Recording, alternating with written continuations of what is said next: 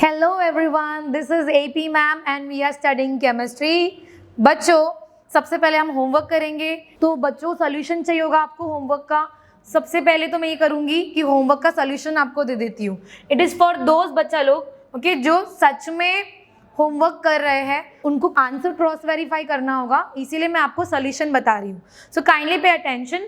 सबसे पहले क्या दिया है बच्चों, पहले दिया हुआ है कैल्शियम, राइट। अगर कैल्शियम दिया है बच्चों तो मैंने उसका एटॉमिक नंबर लिख दिया, इलेक्ट्रॉनिक कॉन्फ़िगरेशन लिख दिया, मैंने ओल्ड मेथड ऑफ कॉन्फ़िगरेशन लिख दिया। ये इजी पड़ता है कभी कभी, ओके हमें वैसे 11th में हमेशा न्यू मेथड ऑफ कॉन्फ़िगरेशन ही लिखना पड़ेगा, okay that is about configuration. लेकिन यहाँ पे आपको मैंने सिंपलेस्ट फॉर्मेट में बताया है ताकि आपको वैलेंसी बहुत इजीली मालूम पड़ सके। अभी देखो सबसे पहले तो वैलेंस शेल देखेंगे ना, कितना होगा। पहले शेल में 2 इलेक्ट्रॉन, फिर 8 और फिर 2 electron. This is the configuration I have written. So बच्चे लोग मुझे बताओ कितने शेल हो गए, 1 2 3 4 शेल्स हो गए, राइट। तो वैलेंस शेल क्या है, 4th वन। वैलेंस शेल क्या है बच्चों, 4th। 4 शेल है ना, तो आउटर मोस्ट शेल को ही क्या बोलते हैं, वैलेंस शेल। तो कितना हो गया, 4th। नाउ वैलेंस इलेक्ट्रॉन की बात करेंगे। अगर मैं वैलेंस इलेक्ट्रॉन की बात करूं तो वैलेंस शेल में जो इलेक्ट्रॉन होते हैं उसको बोलते हैं वैलेंस इलेक्ट्रॉन। तो वैलेंस इलेक्ट्रॉन कितना है, 2 है। वैलेंसी, तो वैलेंसी डिसाइड कैसे करते हैं, या तो वो ड्यूप्लेट कंप्लीट करेगा या तो ऑक्टेट कंप्लीट करेगा। अब आपको बहुत ही अच्छे से पता है बच्चों ये बात कि यहाँ पे कि कितने हैं, 4 शेल है। अगर 4 शेल है तो इसको अपना ऑक्टेट कंप्लीट करना पड़ेगा। क्या कंप्लीट करना पड़ेगा बच्चों, ऑक्टेट कंप्लीट करना पड़ेगा। अगर मैं बोलती हूँ ऑक्टेट कंप्लीट करना है, इसके पास 2 ऑप्शन है। 2 ऑप्शन कौन से हैं, ऑप्शन नंबर 1, ये 2 इलेक्ट्रॉन बाहर फेंक देगा ताकि अब ये शेल एग्जिस्ट करता ही नहीं है। तो ये बन गया 3rd शेल, उसका आउटर मोस्ट शेल बन जाएगा इस बार। अगर 3rd शेल उसका आउटर मोस्ट शेल बन गया, 3rd शेल के पास है ना 1 इलेक्ट्रॉन, अगर 8 इलेक्ट्रॉन है 3rd शेल के पास में, मतलब उसका ऑक्टेट हो गया कंप्लीट, राइट। तो ये आप कर सकते हो, क्या कर सकते हो, 2 इलेक्ट्रॉन को बाहर फेंक देते हैं। वरना एक और ऑल्टरनेटिव है कि आप ना 2 तो है, 8 बनने के लिए कितना चाहिए, और 6 इलेक्ट्रॉन और चाहिए आपको, राइट। तो एक काम करो, 6 इलेक्ट्रॉन ले लो ताकि आपका ये जो है आउटर मोस्ट शेल वो 8 बन जाए। बट अगेन वही बात आती है, एलिवेटर एंड फ्लोर वाली बात। 7th फ्लोर में पहुंचना है, आपके पास में एलिवेटर या तो लिफ्ट है या तो सीढ़ी है।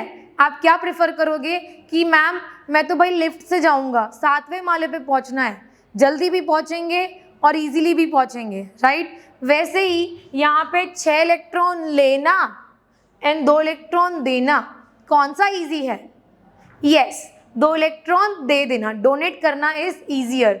सो ये क्या करेगा, ये 2 इलेक्ट्रॉन डोनेट करेगा ताकि इसका ऑक्टेट कंप्लीट हो जाए। तो अब मुझे ये बताओ कितने इलेक्ट्रॉन डोनेट या एक्सेप्ट करने पड़े ताकि इसका ऑक्टेट कंप्लीट हो जाए, यस इसको 2 इलेक्ट्रॉन डोनेट करने पड़े, right. So what is the valency, याद करो definition, it is the number of electron to be donated or accepted or shared in order to complete its octet or duplet। तो कितने electrons देने पड़ेंगे in order to complete its octet, 2 electron. तो valency भी कितनी होगी, 2। कितनी होगी बच्चों, 2। This was about calcium. Next देखते हैं हम पोटेशियम। पोटेशियम का वैलेंस शेल कितना है, 1 2 3 4, मतलब उसका वैलेंस शेल कौन सा है भाई, 4th शेल उसका वैलेंस शेल है। अगर 4th शेल उसका वैलेंस शेल है, हमको क्या कंप्लीट करना पड़ेगा, ऑक्टेट कंप्लीट करना पड़ेगा। तो वैलेंस इलेक्ट्रॉन मैम, तो वैलेंस इलेक्ट्रॉन देखो ना, 4th शेल में कितने इलेक्ट्रॉन्स है, वैलेंस शेल में कितने इलेक्ट्रॉन्स है, 1 ही है। तो इसका वैलेंस इलेक्ट्रॉन कितना हो गया, 1 हो गया। अब वैलेंसी की बात आती है, वैलेंसी क्या करना है, इसका ऑक्टेट कंप्लीट करना है। 2 ऑप्शन है, कौन से 2 ऑप्शन है, या तो 1 इलेक्ट्रॉन बाहर डोनेट कर दे या तो 7 इलेक्ट्रॉन एक्सेप्ट करे। 1 + 7 तभी तो 8 बनेगा ना। या तो क्या कर दे, 1 इलेक्ट्रॉन डोनेट कर दे ताकि ये एग्जिस्ट ही ना करे और ये आउटर मोस्ट बन जाए और ऑक्टेट कंप्लीट हो जाए। बताओ कौन सा ईजियर है? एक इलेक्ट्रॉन डोनेट करना ईजी है। तो कितने इलेक्ट्रॉन डोनेट हो रहे हैं in order to complete octet? एक इलेक्ट्रॉन। तो इसीलिए वैलेंसी कितनी हो गई बच्चों? 1 हो गई। ठीक है, इसके बाद में next question, chlorine. Again the configuration I have written already. वो क्या करना है, हमें सिर्फ ये फिल इन द ब्लैंक्स भरना है। कितने हैं? 1 2 3 शेल है, तो हम क्या बोलेंगे? वैलेंस शेल क्या है इसका? थर्ड। अगर वैलेंस शेल थर्ड है तो इसका क्या कंप्लीट करना पड़ेगा? ऑक्टेट कंप्लीट करना पड़ेगा। अगर वैलेंस इलेक्ट्रॉन देखो कितना है, वैलेंस इलेक्ट्रॉन 7 है। वैलेंस इलेक्ट्रॉन कितना है? 7। जितने इलेक्ट्रॉन वैलेंस शेल में होते हैं ओके, उतने ही उसका वैलेंस इलेक्ट्रॉन होगा। वैलेंसी डिसाइड करो, सोचो क्या करोगे बच्चों? Again we will search for 2 options. Valence electron कितना है? 7 है। तो या तो वो एक इलेक्ट्रॉन एक्सेप्ट कर ले और 2 8 8 मतलब उसका आउटर मोस्ट ऑक्टेट कंप्लीट हो जाए, या तो ये 7 इलेक्ट्रॉन डोनेट कर दे। कौन सा इजियर है बच्चों? 1 इलेक्ट्रॉन एक्सेप्ट करना कि 7 इलेक्ट्रॉन डोनेट कर देना? यस, 1 इलेक्ट्रॉन एक्सेप्ट कर लेना। तो again I am asking how many electrons are accepted in order to complete octet? Only 1 electron, बराबर। तो इस बार इसकी वैलेंसी क्या हो जाती है? 1। अब कुछ बच्चों के दिमाग में ऐसा होता है, देखो वो कंक्लूजन क्या लेते हैं, वैलेंस इलेक्ट्रॉन 1 है ना, तो वैलेंसी भी क्या होगी? 1 होगी। क्योंकि इसमें मोस्टली हमको यही ऑब्जर्व हुआ है कि वैलेंस इलेक्ट्रॉन 2 है तो वैलेंसी भी 2 है। No, it is not like that. Valence electron का मतलब क्या होता है? वैलेंस इलेक्ट्रॉन का मतलब ये होता है कि वैलेंस शेल में कितने इलेक्ट्रॉन प्रेजेंट है। वैलेंसी का मतलब क्या होता है कि कितने इलेक्ट्रॉन डोनेट या एक्सेप्ट या शेयर करने पड़ेंगे in order to complete its octet. अभी कोइंसिडेंटली इसका वैलेंस इलेक्ट्रॉन भी 2 है और इसकी वैलेंसी भी 2 आई है, बट हर बार ऐसा नहीं होगा। देखो यहाँ पे वैलेंस इलेक्ट्रॉन कितना है? 7 है। और कितना इलेक्ट्रॉन की ज़रूरत है ताकि वो ऑक्टेट कंप्लीट कर ले? खाली एक ही इलेक्ट्रॉन को आने की ज़रूरत है, इसलिए उसकी वैलेंसी कितनी हो गई? 1 हो गई। Next, fluorine. कितना कॉन्फ़िगरेशन है बच्चों? कॉन्फ़िगरेशन इज 2,7, मतलब first shell and second shell. तो हमारा वैलेंस शेल क्या है? सेकेंड शेल है। अगर वैलेंस शेल सेकेंड शेल है तो हमको क्या कंप्लीट करना पड़ेगा? ऑक्टेट कंप्लीट करना पड़ेगा। वैलेंस इलेक्ट्रॉन कितना है? जितने आउटर मोस्ट शेल में इलेक्ट्रॉन्स है। कितने हैं? 7 इलेक्ट्रॉन है। वैलेंसी कितनी है? यस, कितने इलेक्ट्रॉन चाहिए? एक इलेक्ट्रॉन, ताकि क्या हो जाए? इसका ऑक्टेट कंप्लीट हो जाए, राइट। तो इसकी वैलेंसी कितनी हो गई बच्चों? 1 हो गई। तो अब हमारा लास्ट एलिमेंट देखते हैं, that is boron, having atomic number 5, configuration 2,3। ठीक है, अभी देखो यहाँ पे क्या होता है, पहले वैलेंस शेल डिसाइड करते हैं कितना है? 1 2। तो वैलेंस शेल कितना है? Second is the valence shell. अब सेकेंड तो वैलेंस शेल है ही, बराबर, लेकिन यहाँ पे एक चीज सोचने वाली है। क्या? देखो, अगर हम 3 इलेक्ट्रॉन डोनेट कर देते हैं तो इसका वैलेंस शेल क्या बचेगा?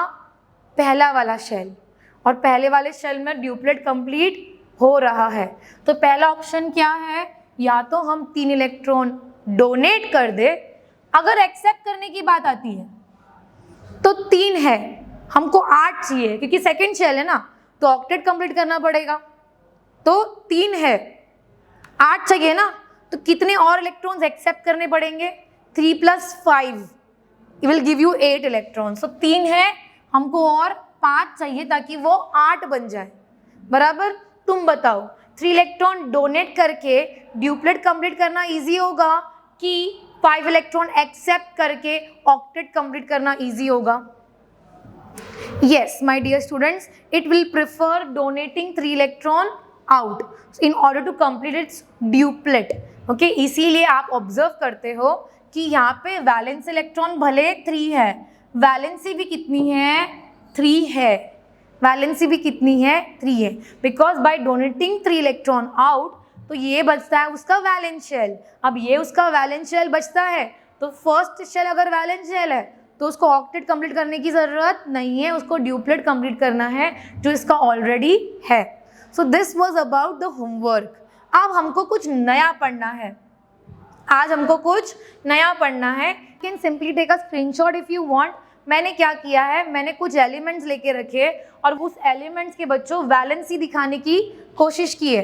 कुछ elements can show you multiple variable valencies also. तो ये प्लस का मतलब ये है कि इलेक्ट्रॉन डोनेट हुआ है, एक इलेक्ट्रॉन डोनेट हुआ है।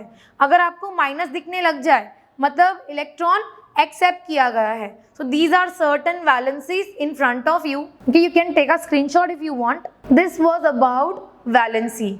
अब हम जाने वाले हैं बहुत ही इंपॉर्टेंट कंटेंट में। पता है क्या है ये? This is chemical bonding. मतलब फाइनली हम उस टॉपिक पे आ ही गए हैं जहाँ पे हम ये सीखेंगे कि कैसे एटम्स जो है वो रिएक्शन करते हैं और मॉलिक्यूल्स बनते हैं। ठीक है, सो केमिकल लोचा स्टार्ट्स। ओके, अभी देखो केमिकल बॉन्डिंग के लिए, केमिकल बॉन्डिंग के लिए देखो एलिमेंट्स बॉन्ड बनाने वाले हैं।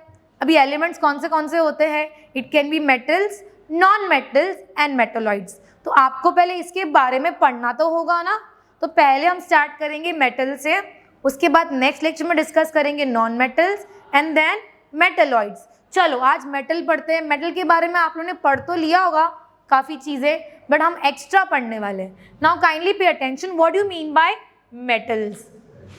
Elements which loses its electron to get stable gas configuration are metals। मतलब ऐसे एलिमेंट्स जो अपने इलेक्ट्रॉन को लूज करते हैं in order to complete its duplet और ऑक्टेट, ऐसे एलिमेंट्स क्या कहलाएंगे? मेटल कहलाएंगे। ऐसे एलिमेंट्स क्या कहलाएंगे बच्चों?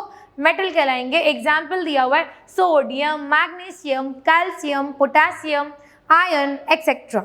ओके, अब उसका नेक्स्ट प्रॉपर्टी क्या दिया हुआ है? They are lustrous, sonorous, ductile, good conductors of heat and electricity, and the last one it is given they have maximum, very important point, they have maximum 1, 2 और 3 electrons in their valence shell. ऐसा क्यों बोला है पता है? चलो देखते हैं ना। हम पहला पॉइंट और ये लास्ट पॉइंट पहले डिस्कस कर लेते हैं, फिर इस पे भी आएंगे। ठीक है, चलो अब देखो कंसिडर करते हैं सोडियम के बारे में। ठीक है, क्या कंसिडर करते हैं बच्चों? Sodium. You know very well कि atomic number of sodium is 11। I hope आप लोगों ने atomic masses and atomic number अच्छे से याद करके रखे। Atomic number of sodium is 11, configuration is 2, 8, 1। Okay, या तो मैं सिंपली अगर आपको मॉडर्न कॉन्फ़िगरेशन लिखूँ, it will be 1s2, 2s2, 2p6, 3s1।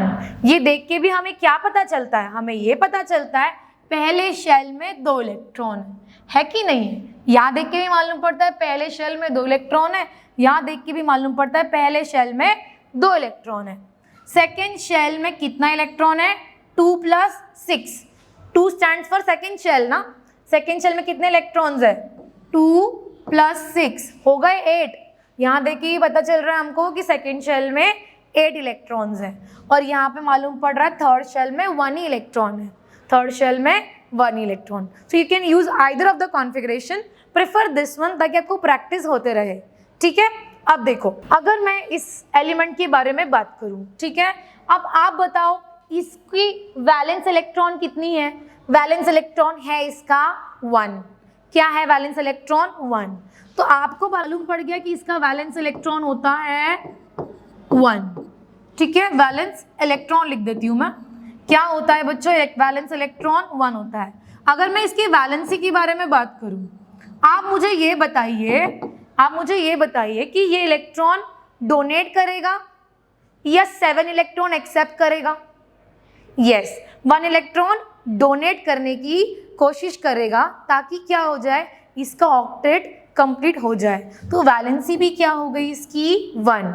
और जो एलिमेंट्स इलेक्ट्रॉन डोनेट करते हैं ना, जो एलिमेंट्स इलेक्ट्रॉन डोनेट करते हैं ना, उस एलिमेंट को मैं बोलूँगी मेटल। क्या बोलूँगी उसको? मेटल। मतलब सोडियम कौन हो गया बच्चों? It is a metal. Understood. अब एक लाइन और लिखी थी बच्चों कि जो मेटल्स होते हैं ना, generally they have valence electron 1, 2 और 3। ऐसा क्यों? इमेजिन कर लो, सोडियम ले लिया विच इज 2, 8, 1, ठीक है। एक एलिमेंट ले लिया मैंने सोडियम के बाद विच इज 2, 8, 2, और एक एलिमेंट ले लिया मैंने विच इज 2, 8, 3। ये 3 एलिमेंट्स ले लिए, और एक और एलिमेंट ले लिया विच इज 2, 8, 4, ठीक है। ये हमने इतने एलिमेंट्स ले लिए। अब पहला एलिमेंट देखो, अगर मैं पहले एलिमेंट के बारे में बात करती हूँ, ठीक है। पहला एलिमेंट में क्या आएगा? एक इलेक्ट्रॉन लूज करेगा ताकि उसका ऑक्टेट कंप्लीट हो जाए। सेकेंड एलिमेंट क्या करेगा? 2 इलेक्ट्रॉन लूज करेगा ताकि उसका ऑक्टेट कंप्लीट। ऑफ कोर्स वो 6 इलेक्ट्रॉन लेगा नहीं, 2 इलेक्ट्रॉन लूज करेगा। थर्ड एलिमेंट जो है वो क्या करेगा? 3 इलेक्ट्रॉन लूज करेगा। बराबर 8 चाहिए, 5 इलेक्ट्रॉन लेने से बेटर 3 इलेक्ट्रॉन लूज करेगा। बट जो नेक्स्ट एलिमेंट है ना, दैट इज 4। ये क्या? इसके पास 4 है और 4 की जरूरत है, तो इट माइट शेयर इलेक्ट्रॉन्स। क्या करेगा? एक एलिमेंट दूसरे एलिमेंट के साथ में इलेक्ट्रॉन शेयर करने की कोशिश करेगा। डोनेट या एक्सेप्ट प्रेफरेंस नहीं करे, दोनों भी शेयर करेंगे। तो क्या हो जाएगा बच्चों? शेयर करने से ओके 4 यहाँ पे है, 4 यहाँ पे, शेयरिंग हो गई, तो इनका ऑक्टेट कंप्लीट हो गया, ठीक है। अब इसके बाद में नेक्स्ट कॉन्फ़िगरेशन ले लेती हूँ मैं 2, 8, 5। क्या ये डोनेट करेगा इलेक्ट्रॉन? डोनेट नहीं करेगा, ये एक्सेप्ट करने की कोशिश करेगा। तो आप देखोगे ये element this and element this, ये 3 क्या कर रहे हैं? प्रेफरेंशियली इलेक्ट्रॉन डोनेट कर रहे हैं। अगर ये इलेक्ट्रॉन डोनेट कर रहे हैं, इसका मतलब ये है कि ये कौन है बच्चों? ये मेटल्स है। ये क्या है? मेटल्स है। सो ये कौन है? ये एक्चुअली मैग्नीशियम है। और ये कौन है? ये एक्चुअली एल्यूमिनियम है। ये कौन है? ये सिलिकॉन है, ठीक है। ये कौन है? सिलिकॉन है। तो ये एलिमेंट्स के बारे में बताने की कोशिश कर रही हूँ। तो ये क्या है? ये भी लिख देती हूँ मैं, फॉस्फोरस है। मतलब इन सब में से कौन से मेटल्स है? Sodium, magnesium and aluminium are metals. Why they are metals? Because they prefer to donate electron. Donate कब होगा? जब वैलेंस इलेक्ट्रॉन में 1, 2 या 3 इलेक्ट्रॉन्स होंगे। वैलेंस शेल में 1, 2 या 3 इलेक्ट्रॉन्स होंगे। समझा? अब रह जाता है एक पॉइंट। कौन सा पॉइंट रह जाता है? हमारा पॉइंट रह जाता है कि ma'am they are lustrous. Lustrous मतलब क्या होता है बच्चों? लस्टरस मतलब चमकदार। आपने मेटल्स को देखा है, आपने गोल्ड देखा है, सिल्वर देखा है, कैसे होते हैं? ये चमकने वाले मेटल्स होते हैं। एल्यूमिनियम देखा है, घर में बर्तन होंगे एल्यूमिनियम के, कैसे होते हैं? चमकदार होते हैं। सोनरस मतलब टंग टंग टंग टंग, ओके। मतलब आपने देखा होगा बेल, क्योंकि जब बेल जो घंटी बजाते हैं हम लोग, तो वो कैसा होता है? Sound producing. सो मेटल्स को जब भी टैग करोगे तो क्या हो जाएगा बच्चों? साउंड प्रोड्यूस होएगा। अब मैम डक्टाइल क्या होता है? Ductile good conductors of heat and electricity, ये हम लोग आज पढ़ लेते हैं। चलो मेलिएबल भी पढ़ेंगे। ये दिख रहा है, ये मेलिएबल है। मेलिएबल का मतलब क्या हो जाता है? मेलिएबल का मतलब ये है कि बच्चों ये एक मेटल है। मेटल को क्या करते हैं? मेटल को एक थिन शीट में कन्वर्ट कर सकते हैं। देखो कैसा थिन फॉइल, आपने सुना होगा ना, एल्यूमिनियम फॉइल, सिल्वर फॉइल, वो क्या है? वो मेटल है। हम ये केस नॉन मेटल में नहीं देखते। नॉन मेटल्स को एकदम फाइन, एकदम पतले से शीट में कन्वर्ट नहीं कर सकते। So what is malleability?